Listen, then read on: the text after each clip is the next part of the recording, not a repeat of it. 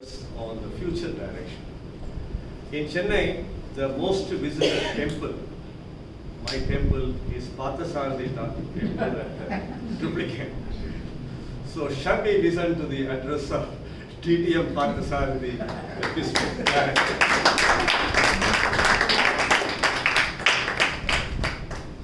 Thank you, Master of Ceremonies. I think he's not done with the tall tales contest yet.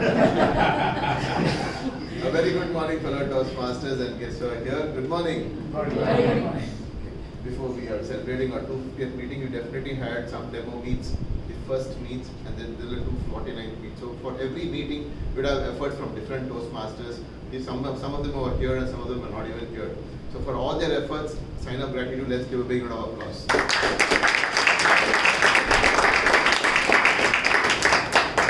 Congratulations on your 250th milestone meet, and so inspiring and so glad that I'm here on a day when all of us are enjoying from the morning. Now what do I have to say when it comes to public speaking, or what message can I give? Well, I was thinking what is very important in public speaking, well, especially in communication on stage. What is that one important skill that we need? And whenever I think about it, I always thought about it, but I always didn't get an answer. But I did go and visit a museum, and there I saw something. Now, what is the most important skill in hunting? Any idea? Focus. Focus, quickness, okay. Patience. Observation, Patience. Listening to the sounds of forest. listening to the sound. Okay, we'll go with patience. Okay, so one animal which has a lot of patience is the tiger. It uses camouflage. It will just wait for its right moment, and then it will attack and capture its prey. So an animal like the tiger, which has a lot of patience, can do that. But what will a cheetah do? The cheetah does not have that much of patience. So what skill will the cheetah do? Speed, because it obviously can have, it's the fastest land animal we know, and it can go up to 100 kilometers per hour in a few seconds. So it will be able to capture its prey with just speed. But what about an animal which does not have speed or not having that much of patience like the tiger, a leopard? The leopard does not have that much of speed, but it has a skill of climbing on top of trees. So it climbs on top of a tree and waits for the right prey to come. It already doesn't have patience. Like, of course, it will have a little bit of patience, but it's actually letting time to go by and jumps at the right moment and captures its prey. Now, what if an animal does not have all these skills? Like the wild dogs. Wild dogs are also animals which are animals of prey. It needs some way to get it. So what it does is, it keeps chasing its prey. And the prey does not know it will be running as fast as it can, but the wild dogs have a lot of stamina. So however long the prey will run, at one point of time they will get tired, and that is the time the wild dog will surround and capture its prey. If you look at it, each of these four animals or few animals didn't look at what was the skill of the other animal. They looked at what was their innate skill they had within them, and thereby they were able to capture its prey. Sometimes the same in public speaking as well. You have to find out what is your innate skill, whether you can tell a story and then make a point, or you may be able to give examples and relevance to whatever is the topic and then make people stunned, or you are able to give facts and figures like Captain Vijay Khan and still get the audience attention. So figure out what is your innate skill, hone that skill repeatedly, and what better platform than Toastmasters to try out whatever you want to try, and thereby you'll be able to achieve an excellence in whatever you want to do. And the best part is, friends, you don't have to stop there. Once you have honed your skill, you can also try out the other various options that we have, and that's again Toastmasters, which gives you all those options. So make sure you use the platform well, and you also spread the word across for everyone to find their innate skill, hone their skill, and that will achieve excellence. Thank you so much for having me here today. And before I leave, let me call the program body director and the club floor director on stage, along with the area director. I would like to welcome the XCOM of Meraki Toastmasters here for a quick ritual that you follow, please.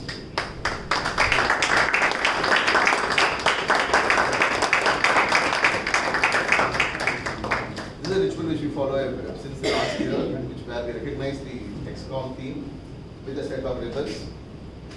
I request the area director to present the set of ribbons to the president and the XCOM team. So these are again a set of ribbons which you can use for your special occasions.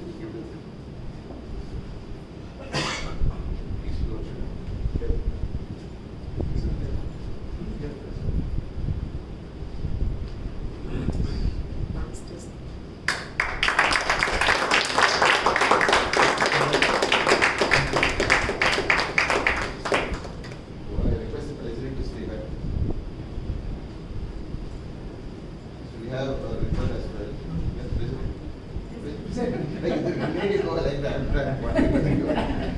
So we have a Toastmasters International meeting. I request Club Growth Director.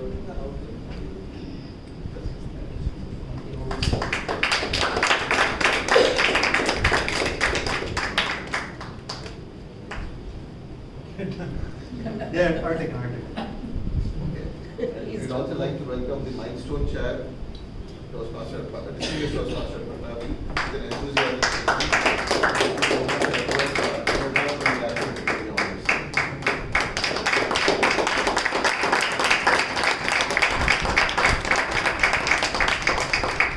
Congratulations once again. Thank you, team. Back to you, Masters. Thank you so much, District Director, District Toastmaster Patsari.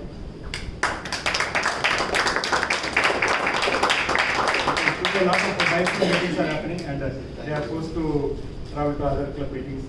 Thank you so much, Bob. Thank you. Thanks, DTM Pathasarathi, for your nice words. Particularly a Toastmaster is a combination of many animals. Right.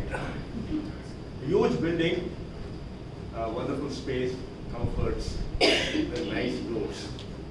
But still, you need a key to open the doors, to get into the space and enjoy it. So how a key is important to the palatial house. A keynote speaker is vital to any landmark meeting or milestone meeting.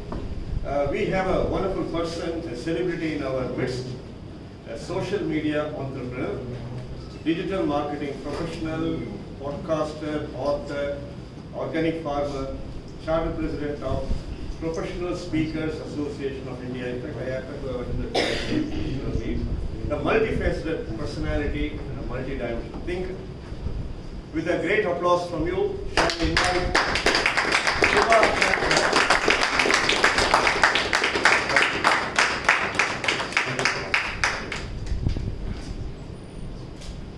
My very first reaction when Sundar called me up was, what in the world is wrong with you guys?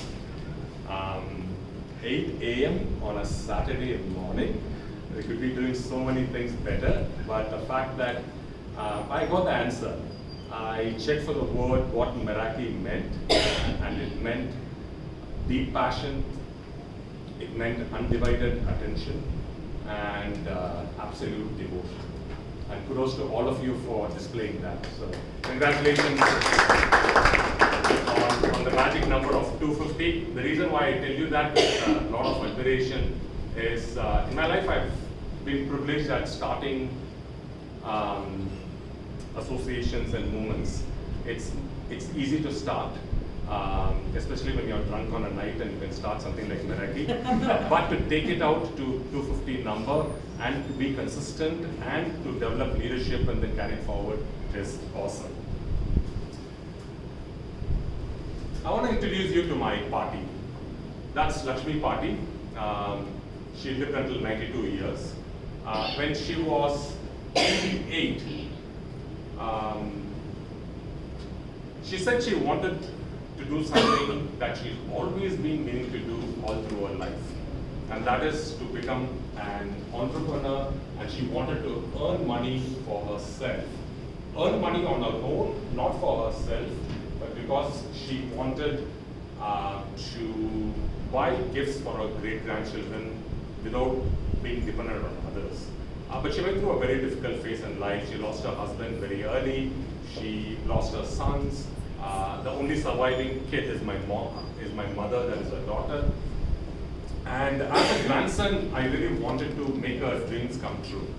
And there's a reason why I'm telling this particular story, because it has a strong correlation to all of us as speakers. As I'm telling you the story of Lakshmi Party, I want you to listen carefully. But I don't want you to really look at this as a story of my party or the story of the farm that she ran.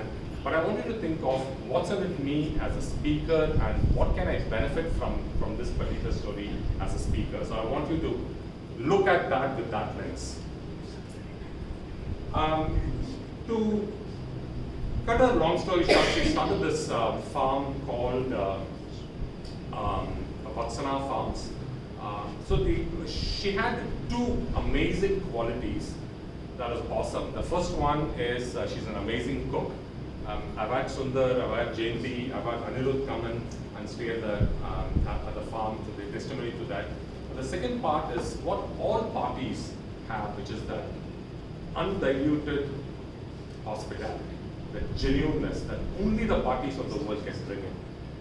So for me, for a lady who's not studied beyond third standard, or who's born in a very patriarchal family, who has no business knowledge whatsoever, what is it that you can do? And that's where I saw two of her strengths, which is a cooking and a hospitality, and I helped set up a farm stay. So we have a 14-acre farm, and then we help set up a small little places for people to come in and stay. Party will cook for the guests. And to cut the long story short, last year, Vatsana Farms won gold at the India Responsible Tourism Award from the Government of India. And Traveler magazine rated this as India's best farm stay for 2025. So, but here's where the key thing comes, right? So I want to pause and I want to ask you this question, and I want you to genuinely look through for answers. Both of these awards were not given because the farm was awesome, because the farmhouses are plush. None of those. I've been to a lot more farms which are much bigger, which are much more lush green, more plushier farmhouses. So it's definitely not for the physical infrastructure, but it is for the story behind the entire initiative. So I'm going to ask you a question. Having said that, what do you think made Vatsana Farms amongst India's best? And when I'm asking that question, what I'm literally asking each one of you is, what can each one of us, right? How can Bharat be a fantastic financial advisor? Right? How can Rahul from IIT Madras become a very good scientist? How can Jayanti, who I've always known more like a project manager, but she's now a gut health specialist, how can she become awesome? And I want you to replace that with each one of you, and what can we do there? So I'm going to ask you this question, I'm going to wait for answers from your side. What do you think made Vatsana to get the awards that has got to be rated as India's program? Can I get answers from you? Authentic service.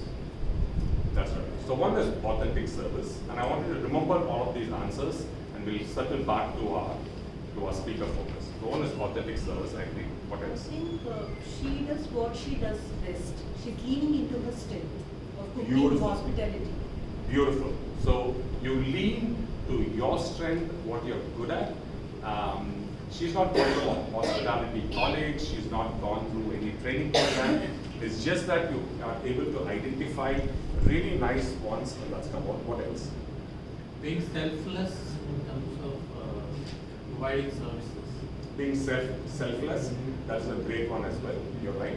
The willingness to share the happiness, the willingness to make others be happy, that's a great one. What else? Working from the heart. Working from the heart. That's right. So that nobody can, and people can easily see through things. When people genuinely do it from the heart, you can really see through things. So I want to share some of those. So thank you for those awesome answers. I want to share what really made Vatsana Farms awesome. And I'm going to quickly go through some lessons I'm going to tell you, but I want you, each one of you to respond that to yourself. That's very, very important.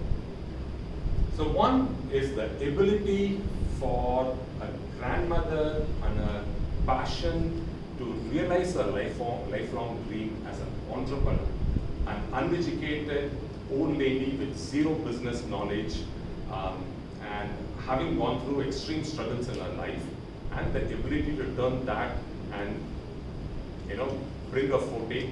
And I think telling those stories was critical. Right? So the farm belongs to our family, which is I'm also a co-owner of the farm. usually what happens is the person who is really the most eloquent, who's able to speak better English, who's able to go, is the one that usually occupies prime space, right? That happens in every company, every organization. The trick, what I was able to find out is step back, disappear into the wallpaper, into the background, and let the uniqueness of the story shine through. So that was beautiful, right? So that is an important life lesson that we have learned, which is identify what is very unique. There are thousands of farm stays around India, and everyone focuses on how awesome their farm is, how green their place is, how nice their farmhouse is. And if we had done the same thing, we would have been yet another farm stay. But the fact that you're able to pick up a unique story and then help shine more light on it was an amazing move. So my question to you is, what is that unique story that you can project? Right? We are all Toastmasters here, and we are all gunning for being excellent communicators. We are all gunning for awards within Toastmasters. We all want promotion at work. We want to be recognized. We want to do better service. Our goals pretty much are same, but what is it that you can do unique is something that I want you to really think through. So that is one. The second thing is, and this is where I want you to now look at this, to look a little beyond a member of Toastmasters, and I'm going to encourage you to start looking at yourself as a professional speaker.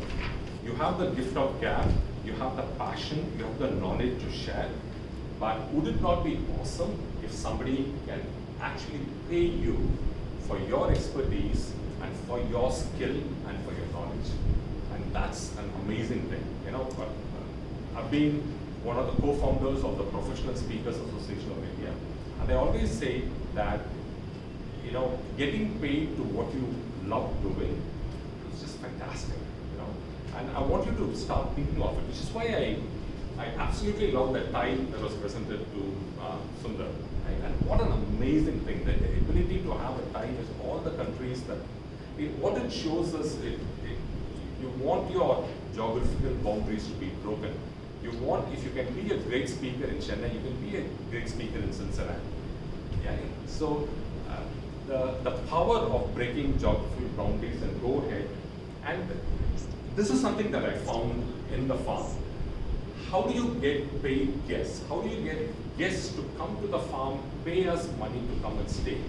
How can we get organizations to come pay us, invite us to their conference, invite us to their company annual day, and hear from us? Would that not be great? And this is a pattern that I found. The first one is, I started to analyze. I run a digital marketing company, much like Jay, who runs Off the Coin. And we started to look at analytics and look at how are people discovering us. And we found this pattern. The first one is, people are able to learn more about us through Instagram Reels. And when somebody hears about Vatsana Farms, the next thing what they do is they want to get slightly longer videos, so we go to YouTube. And then they want to see, is this worth my money? They go to Google and they look for reviews and ratings. And there is a website link that leads to our website, vatsanafarms.in. And then finally they come in, but they don't book. They call. My wife is the one who picks up the call. They have a conversation, and then they make the decision. So understanding the path of booking is very important. And the second one, we noticed that almost 90% of the calls comes from the wives or the ladies in the family. It is almost all, it's never the men in the family, but we found that as an interesting thing. So it's if you can convince the wife, because the women are the one who really look for giving their family a great experience, giving their kids a great experience. So for us as speakers, who are the people who is going to invite us to their organization? Who are the people who are going to be giving us, writing the check? who are the influencers, who are the decision makers. So typically what we have found is every organization worth their salt will have a department called L&D, Learning and Development, right? And they have a mandatory budget for which they will have to spend. So can you be found? It's usually the heads of HR who have the budget. So keep a keen eye on who are the decision makers. So that is something that I found. The third one, in our case, what we found is if there is someone who's already fairly popular, trustworthy, excellent visual storytellers on Instagram, are able to come to our farm and then tell the story of our farm, that is brilliant. That worked out very well for us. Similarly for us, being part of Toastmasters, being part of other industry associations, and identifying who are critical people. So for example, I've known Sundar for many years now, and Sundar's also been very active in PSAI, the Professional Speakers Association, but he's also been super active in Toastmasters. And Sundar has earned his stripe, right, through contribution, through volunteering, through leadership. So Sundar puts in a word, it carries a lot of weightage, right? So similarly in other associations, right, and similarly, I mean, Rahul, you're fresh into Toastmasters, right?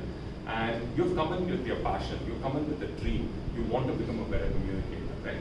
So for somebody like Rahul, of many of us, identifying who is that person who has a strong influencer quotient and building relationships with those people goes a very long way. So it's definitely helped us. Okay. I cannot emphasize the fact, I'm so happy that Meraki has a vice president of PR, and I cannot emphasize the fact that if you're awesome, it is important for the world to know you're awesome. And that will only happen if you start taking extra steps to tell the world what you're worth. And if you go and say you are awesome, then you're really tooting your horn. But if somebody comes and says, and that's where media really comes into play.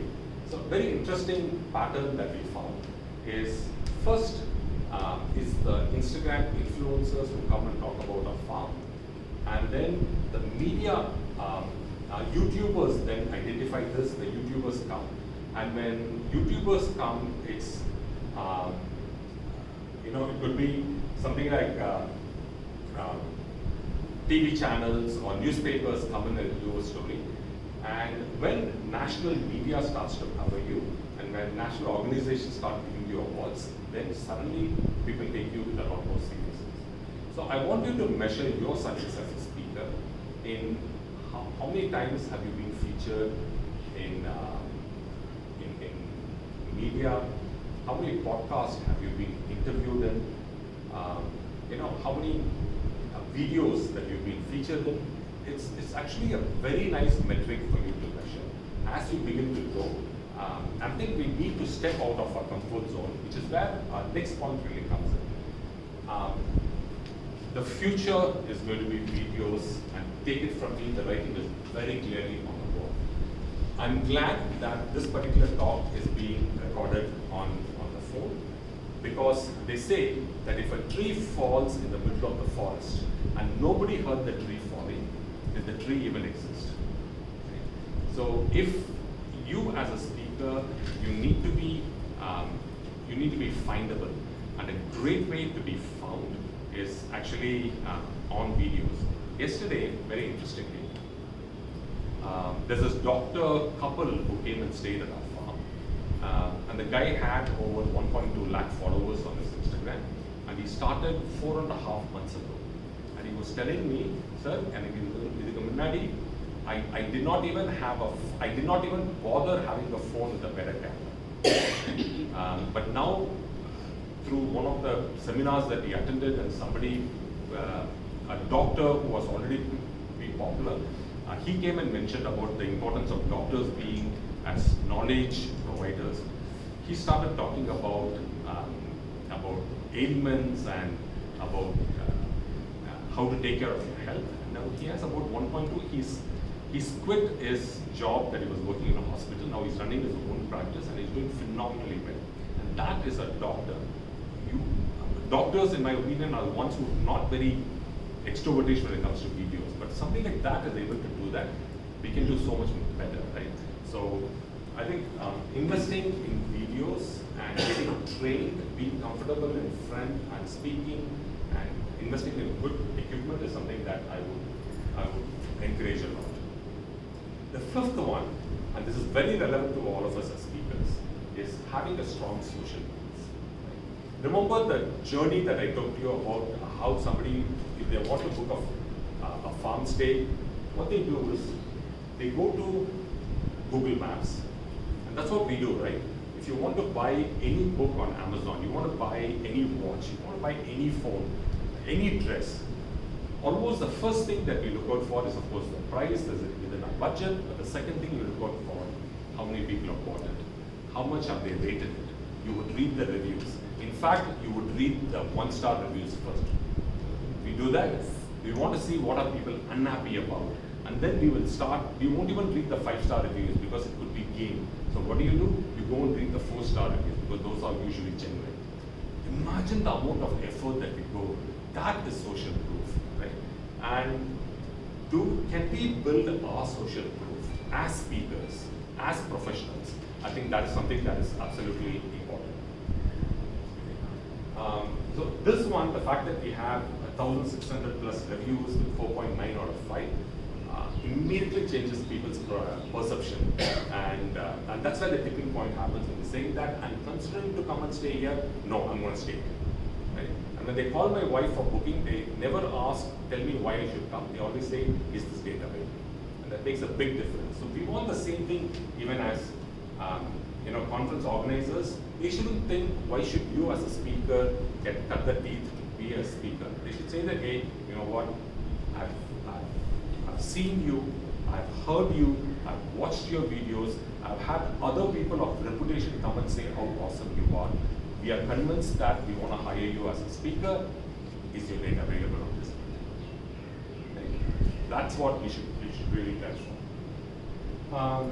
We spoke about the importance of PR, and so consciously, I think I've seen some really good professional speakers take help from PR agencies to help prop up their thing, and something that I would even encourage you to start doing this.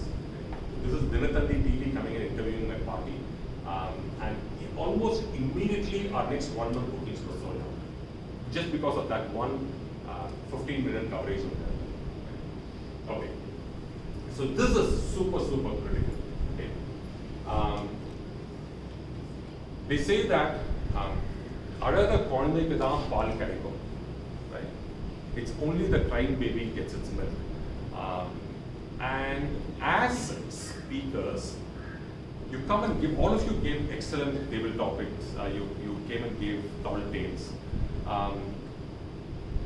And you had the satisfaction of preparing for the talk and coming and giving the talk.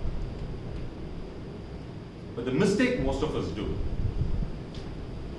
in another 15-20 minutes, the show finishes, we hang out, we socialize, and we go back. And what we never do is, we never ask the other person on video or in writing to say what did you feel about me, right? What did you feel about your talk? Almost always we never do that, right? Because it is considered egoistic.